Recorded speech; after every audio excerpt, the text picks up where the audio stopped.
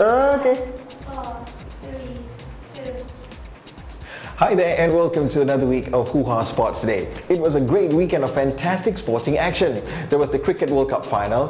The top two men's players were featured in the final of the Miami tennis event. A Spaniard wins his home MotoGP, and I got all my predictions wrong in the Premier League.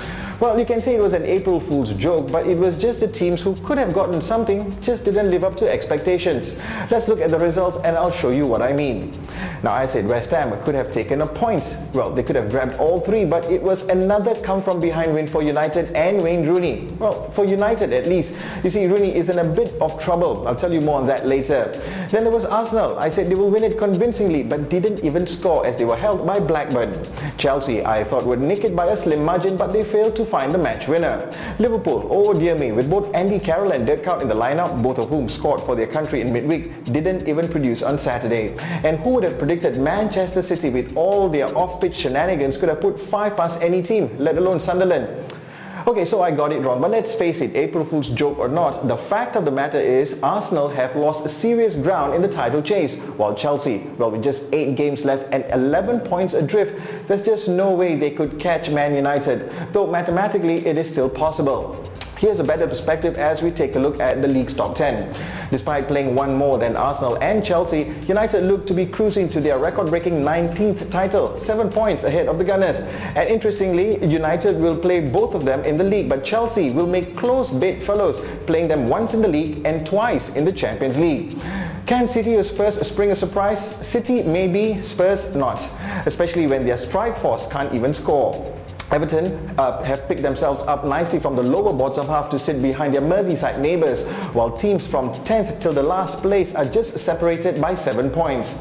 Back to United, and Mr. Zero to Hero, Wayne Rooney's spectacular second half performance against West Ham has been praised by many, even Sir Alex Ferguson, but he's back to zero, as his inaudible but understandable remarks made at the camera after bagging his hat-trick is being looked at by the FA. Trevor Brooking of the FA, who ironically is a West Ham legend, told in a statement that Rooney's actions are being investigated by the governing body. And today there will be a decision, Brooking said, and added it was a surprise after scoring a hat-trick to react that way. It is something we will have to look at. Broadcaster Sky Sports issued an on-air apology, and that was quickly followed by one from United on behalf of Rooney. So it sounded like Rooney said, "I wanted to apologize for any offense that may have caused by my goal celebration, especially any parents or children that were watching. Emotions were running high, and on reflection, my heat of the moment reaction was inappropriate. It was not aimed at anyone in particular." Hey, come on, Wayne. We all know that you wanted to prove to the doubters wrong, especially your boss, right? Ferguson would have given you a earful at halftime, so you just wanted to say what now, but you just said it in French, like. Right, before we wrap up, here's our sports brief to bring you up to speed with all the other events over the weekend. First up, the Cricket World Cup. India beat Sri Lanka by 6 wickets in an exciting final and won the cup for the first time in 28 years. Sri Lanka smashed 91 from their last 10 overs to post 274 for 6, but Captain Mahendra Dhoni's brilliant unbeaten 91 led India to a famous win with 10 balls to spare. Elsewhere, Novak Djokovic's start to 2011 couldn't have been better. The world number 2 defeated world number 1 Rafael Nadal in Miami to pick up his 4th title of the year and chalked up a 24-4-0 record so far this year.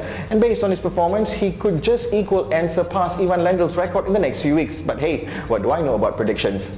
And finally, to the Spanish MotoGP in Jerez, world champion Jorge Lorenzo won his home Grand Prix some 20 seconds ahead of Repsol's Dani Pedrosa and Ducati's Nicky Hayden. Pole setter Casey Stoner crashed when he was in second after being clipped by Hayden's teammate Valentino Rossi. The former champ finished in 5th. And that leaves Stoner in 3rd, Pedrosa in 2nd, and Lorenzo on top with 45 points in the standings. And that's all for today. More football tomorrow as we'll look ahead to the first leg Champions League quarter-final ties. Until then, have a great start to your work week. I'm Patrick with the team here saying it's bye for now.